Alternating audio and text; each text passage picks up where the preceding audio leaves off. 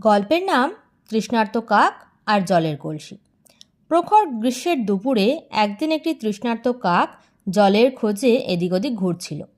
এমন সময় গাছের নিচে একটা কলসি পড়ে থাকতে দেখে কাকটি তার কাছে গিয়ে হাজির হলো। দেখতে পেল কলসির ভিতর পড়ে আছে খানিকটা জল, কিন্তু সে জল ছিল সম্পূর্ণ নাগালের বাইরে। ঠোঁট ঢুকিয়ে তা পান করা মোটেও সম্ভব নয়। কাক খুব নিরাশ হলো। একবার ভাবলো কলসিটিকে ভেঙে ফেলবো, কিন্তু সে শক্তি তার নেই। এমনকি অনেক চেষ্টা করে কলসিটিকে কাত করাও গেল না। তারপর তার চোখ গেল কলসির আশেপাশে পড়ে থাকা কিছু নুড়ি পাথরের দিকে।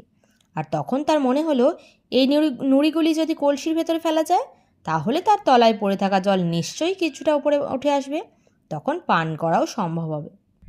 এ কথা ভেবে কাক নিচ থেকে একটা একটা করে নুড়ি তুলে কলসির ভিতরে ফেলতে লাগলো। দেখলো যেমন যেমন নুড়ি ফেলা হচ্ছে, তেমনই কলসির জলও আস্তে আস্তে উপরে উঠে আসছে। তখন কাকের আনন্দ আর ধরে না। এক সময় দেখা গেল কলসির জল কাকের ঠোঁটের নাগালে এসে পৌঁছেছে।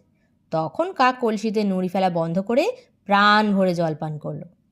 নীতিকথা: বুদ্ধি থাকলে উপায় হয়।